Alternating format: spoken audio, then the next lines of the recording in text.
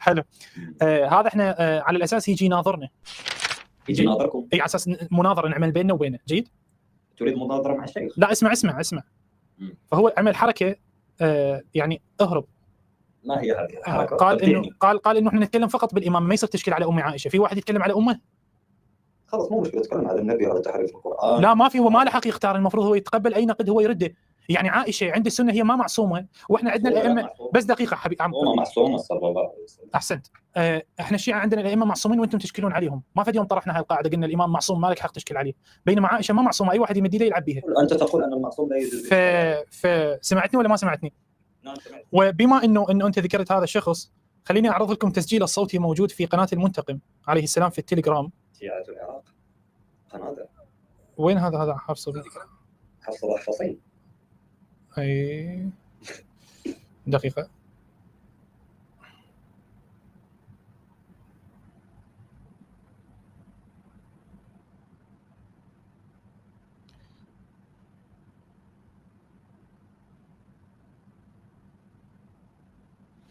يلا اسمعني من الشاشه، اسمعني. بما انه انت ذكرت اسم هذا، خليني ادق بمقطع حتى نسوي له فضيحه بقلاقل، حتى السنه يشوفون مشايخهم ايش قد يخافون من امير القريشي. نزال ملاكمه، طالبهم ملاكمه مشايخ. ما اتكلم عن غلة السنه، مو يجيني واحد يقول لي انا طلبك تجيب قواد. مشايخ اريد نزال ملاكمه. اللي يلبي هذا الطلب اهلا ومرحبا به. نزال قانوني جيد حتى تنتصر لمن صلى الله عليه وسلم على من طعن بعرضه وبعرسه. طبعا النزال يكون بعد المناظره، يكون جدا جميل 100. خلوني اسوي هذا. خلينا نكمل الفضيحه لهذا الشخص. خلونا نكمل الفضيحه. شأن عائشه ليست من اصول. طيب الاخوه حاوروا طبعا. خلونا نبدا بالحوار. حفص بن الاحفصي الاحمصي، بما انه هذا بدا يصير شيخ عند السنه، خلونا نبدا بهذا الشيخ. الاخوه في قناه المنتقم عليه السلام وضعوا المحادثه كامله في قناه المنتقم في التليجرام، في القناه الرسميه. جيد. فالحوار موجود يعني من حساب الشخصي عاصم هيثم، ومن حساب القناه الرسمي، يعني ناقلين مسوي له كله تحويل، رسائله ورسائلنا. فبدايه الكلام من قناه المنتقم، موضوع المناظره، القريشي يختار روايه في شأن عائشه وانت تختار اي اشكال يعجبك ضد الشيعه. هو كاتب شأن عائشه ليست من الاصول. يعني لا تناقشني بعائشه، انت شعلك انا اختار اي سؤال يعجبني. يقول لا ليست من الاصول. لا من الاصول.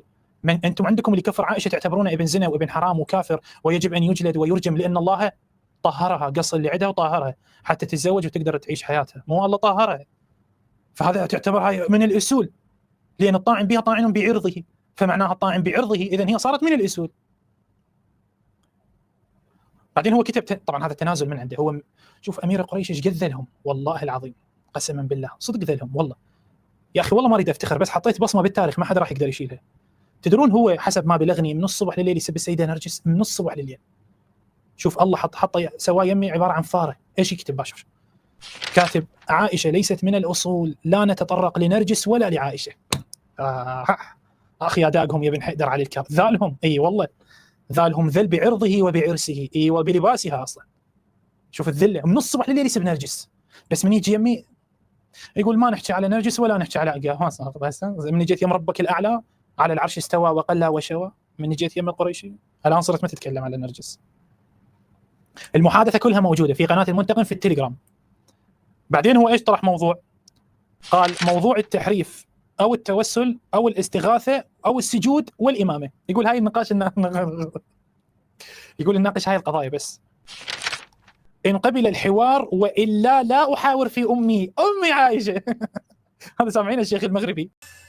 امي عائشه صديقه بما وضع الاسد. امي عائشه صحابه النبي الذين طلعهم الله من فوق 7 سماوات. قال ما يعني هو يقول لا اقبل الحوار في ام عائشه ابدا، عرسها عرسي وعرضها عرضي. قناه المنتقم كالعاده ردودها ردود رصينه. رد قناه المنتقم: يا شيخ موضوع عائشه من الاصول، ومن لعنها كافر، وهذا يعني انها اصل من الاصول، لابد انك تعتقد بها منزهه وطاهره، وهذا هو الاصل. هو رجع يرد، هذا رد الان. نقول ان السحر كفر، لكنه ليس من الاصول، هو فرع من الاصل. لا نناقش الا بالاصل العقدي الذي ينبت به دين الاماميه. يعني كانما الاشكال فقط على دين الاماميه، لا ما هو في اشكال عليك انت ايضا، لازم انا اختاره ولا فقط ان نناقش الامامه؟ بعدين هو كتب النقاط هي الامامه، التوحيد، الاستغاثه، المهدي، عداله الصحابه، وبيعه الخلفاء. يريد الله لا. ما يريد يوصل للباس عائشه وكانه لباس طاهر. او ما تعلم ان الصحابه لعبوا به لعبه؟ ما تعلم كان يبيت عند الصحابه كل يوم عند واحد. اذا سني وليد قحيبه يقول هذا الكلام كذب ان عرب ربه، لان الروايه تقول ان رجلا نزل بعائشه فاعطته ملحفه لها صفراء فاجنب بها، والملحفه الصفراء لعائشه كانت تتغطى بها وعلى ريحتها اجنب الرجال، فاللي ملحفتها تدور عند الرجال يجنبون بها ما شأن اللباس؟ يعني بعد اكيد ممكن اللباس يكون داخل الملحفه باعتبار ناسيته. تدرون قبل ما في هذه يعني ما في هذه خزانات الملابس، ما في، فممكن يحطون ملابسهم بالملحفه بالفراش، يعني هي خزانات الملابس، فممكن اثناء ما اعطته الملحفه كان معها اللباس. اخي لساني، اخي لساني، اي والله العظيم اخ ما اقدر عليه، اي والله ما اقدر اسوي لي مشاكل مسوي ايش قد اسوي لي مشاكل؟ ما انا ما مرتاح من عند هذا اللسان هذا، اي والله اللي حمى هاي اللي حمى ما مرتاح من عندها، اي والله. فممكن يوم من الايام حاطه الباسه بالملحفه وهي عندها هذا ابو ملحفه الصفرة اللي اينب عندها، اعطت الملحفه فتحه جنب الملحفه طاح الباسه اينب باللباس وبالملحفه، طبيعيه جدا. مره تنطي ملحفه الخاصه، ملحفه الخاصه تنطيها، واكو اكثر من هاي بعد. طبعا هذا هو رده، قال انه لازم النقاش يكون في الامامه او الاستغاثه او الصحابه. بعدين رد قناه المنتقم، كل هذه المواضيع انت اخترتها ولا بد نحن نختار ما نريد من الاشكال، لازم احنا نختار. كل هذا انت جاي انت تختار، كانما حتى انت تختار نيابه عنه. هو بعدين كتب ان قبل المناظره اهلا بها، انا استطيع ان الزم بما في كتبه من حجج بعائشه وايمانها ولكن لا احب ذلك. والله ما فهمنا الان. عائشه، الشيعه يطعنون بعائشه ولا الشيعه يحبون عائشه بكتبهم؟ والله ما فهمنا. تارة تقودون في سبيل الله على قنواتكم تقولون الشيعه يطعنون بعرضه، تارة تقودون معنا تقولون الشيعه يحبون عرضه ولباسه. فما فهمنا الان، الشيعه يحبون عائشه ولا يكرهون عائشه؟ ولا انتم مع الموجه كل شوي تغيرون كلامكم؟ اثبتوا على راي الشيعه يطعنون بعرضه وبلباسه، هذا هو القول الصائب. يقول انا اقدر اثبت من كتب الشيعه انه عائشه شريفه، والله ما ادري.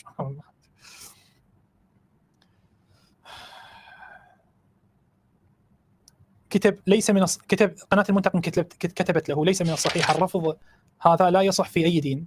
هو رجع كتب هذا ما تريده، لو نتطرق لشرف زوجته لاستغاث غيظا، فرجاء اخبره بما طلبت. رد قناه المنتقم، زوجته ليست من رواة التاريخ المختلف بها وهذا قياس خاطئ. هو رجع رد وام المؤمنين امي، فبالتالي لا حاجه لنا في النقاش حولها، وهي حولها موضوعي في الاصول فقط. رجعت قناه المنتقم ردت عليه، هو يختار ان يشكل على دينك وانت تختار ان تشكل على دينه، وهذه حريه الاختيار المطلقه، وعلى المقابل الرد والدفاع. يا اخي والله الزلم، يا اخي والله العظيم، قسما بالله قسما بالله. شوف شوف شوف شوف شوف الشرف بالحوار، شوف الشرف اللي عنده قوه يتكلم بهالطريقه. هو يختار، يعني قناه المنتقم يقصدوناني، هو يختار ما يريد على دينك وانت تختار ان تشكل على دينه، وهذا من حريه الاختيار المطلقه، وعلى المقابل الرد والدفاع. اي نعم، على المقابل الرد والدفاع. انا اتعرض لاي سؤال ما اجي اقطع السؤال اقول لا ما يصير، ما يصير سؤال اجاوبه. سؤال بالدين، ما اجي اتكلم عن اسئله شخصيه. سؤال بالدين مو اسئله شخصيه، هاي سؤال بالدين. اسئله شخصيه لك حق تنكرها ما ترد عليها، هذا دين. هاي معركه طاحنه صار 1400 سنه، خاصه عائشه اكبر رمز مختلف عليه بالاسلام.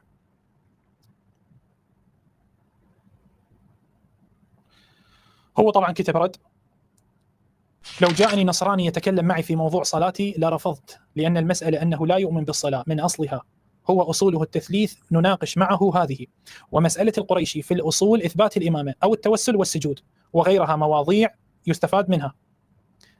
ردت علي قناة المنتقم، يعني أنت تقول القريشي لا يشكل على دينك، فقط أنت تشكل عليه. بعد ما رد طبعا، هو خلاص أنت اعمل نفسك ميت.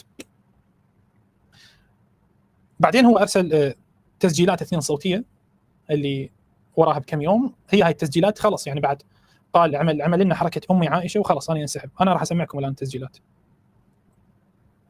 استاذي كلامي واضح، انا اتكلم بلغه عربيه. قلت ان القريشي لا يؤمن اساسا بعائشه، فكيف يناقشني بما لا يؤمن هو به؟ انا حر يا اخي، هذه كتبي وهذه عقيدتي اللي اؤمن فيها، انت مالك علاقه. لكن لما ياتي يقول انا اؤمن بالامامه، طيب، او اؤمن بالتوحيد وانه يجوز الاستغاثه بمثل النعمه، وهو مسلم يؤمن بالقران الموجود اللي عندنا، فبالتالي نحتج عليه بما يحتج به على نفسه. من تخيل يجيني واحد نصراني يقول انا بحتج عليك بعائشه، يا ولد انت ما تؤمن بعائشه، دخلك بعائشه.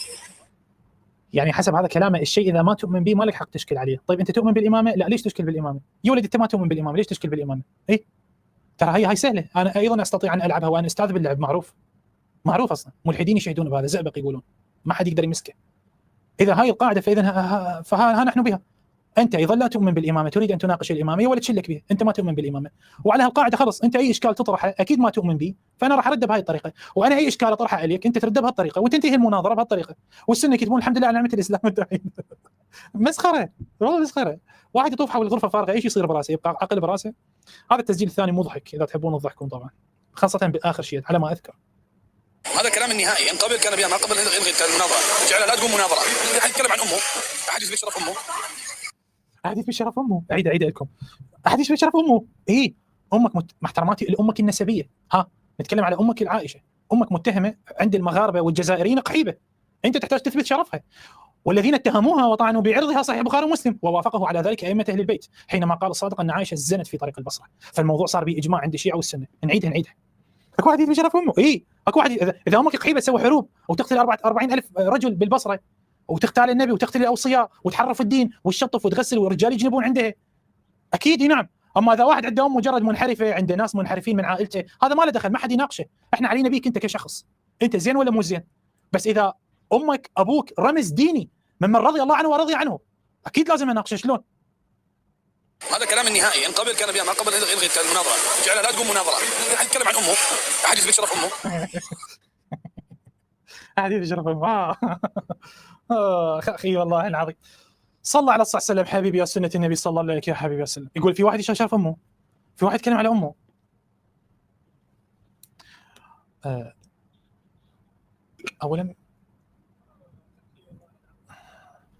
أولم يتكلم الله من فوق 7 سماوات في شرف عائشة أمه؟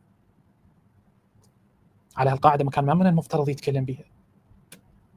أولم يشك نبيك بعرضه وبعرسه حينما اتهمها المنافقون وخرج من بيتها، هي خرجت عند أبو بكر قال لها ما فعلتي؟ قالت قد شك بي وطعن بعرضي لما قاله المنافقون فأنزل الله براءتها كما تقولون. أكو واحد يشك بمرته، شلون نبيك يشك بمرته 3 أيام يشك بيها لين يدري بيها قحيبة سويها حسب دينكم. أنا أتكلم شك بيها، هذا دينكم شك بيها. قوية هاي، مو قوية، أعرف ردودي دائما قوية. إذا ما حد يتكلم بأمه، ربك يتكلم بأمه، ونبيك شكته عرضه، والصحابة طعنوا بها، وأبو بكر أبوها شك بها. الرواية تقول فغضب أبو بكر ولم يكلمها، كان شاك بنته ممكن تسوي هاي الحركات، تزني مع صفوان ومع خلف الجبل بحجة راحت تقضى حاجتها. إيه يعني أبوها شك بيها، ريلها شك بيها، وربها شك بيها ونزل براءة. احنا يصير نناقشها؟ لا ما يصير نناقشها. هاي شنو هاي؟ هروب. السنة دائما يحبون يهربون من موضوع عائشة، لأن موضوع عائشة مرعب لهم.